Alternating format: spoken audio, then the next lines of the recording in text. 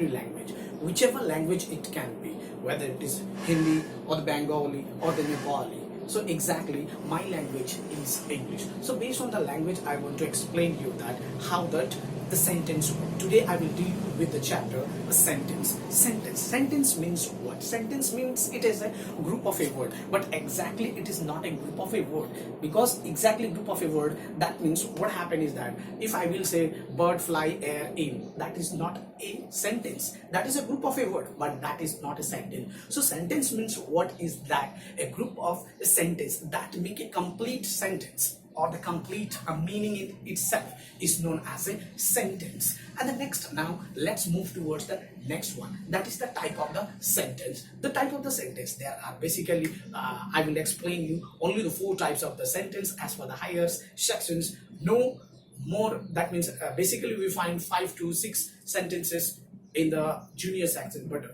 talking about the senior sections, what happens is that there are only 4 types. So first one will be the assertive or the declarative, second one will be the imperative sentence, third one will be the interrogative, and the last one, that is the 4th one, that is a exclamatory sentence. So what are these? So let's go one by one individual and find it out. So first one, talking about the assertive sentence. Assertive sentence is also known as a declarative sentence, or we can say that the declarative is the other name of the assertive sentence. So let's see what is that assertive sentence. The first one, assertive sentence. Such sentence express fact, opinion and idea. Fact, opinion and idea. Assertive or declarative sentence are what?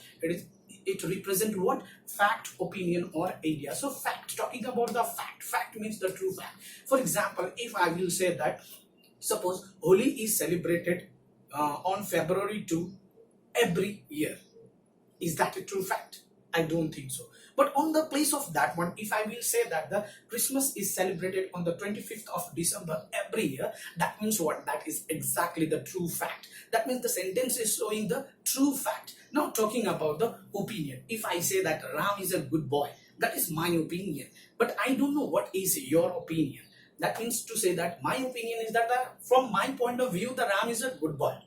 That is the thing. And idea about that is the logic, what you express yourself. The next one, coming toward the second one, that is imperative sentence. Imperative sentence. Now, this sentence represents what? The permission or the permit, command or the request. So these 3 things you have to remember. That is command, permission or request. Based on that, let me give you the examples for the permission. Permission means you are taking the permission from anybody. That means, can I sit inside the class, ma'am?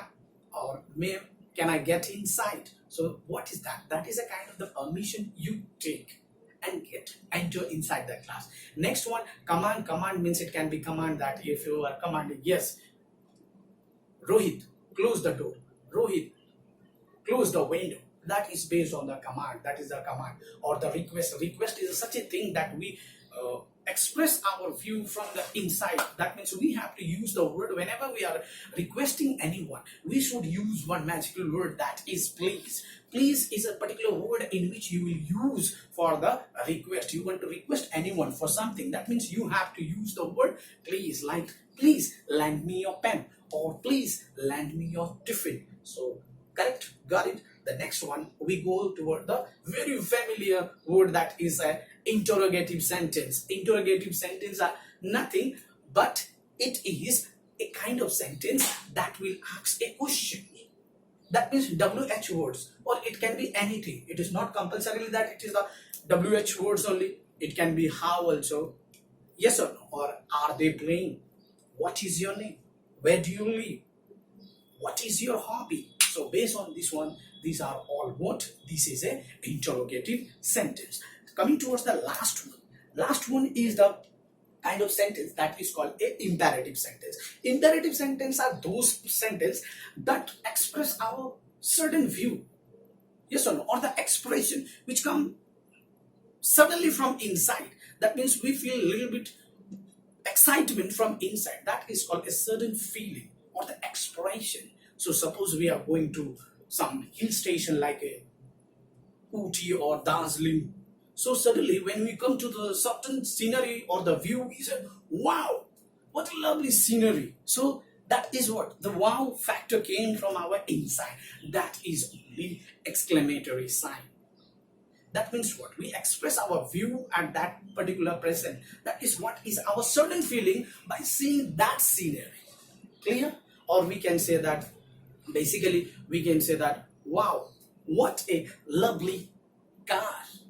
So like that, in this manner, this was a sentence and a type of sentence. Now talking about the sentence in a structure manner.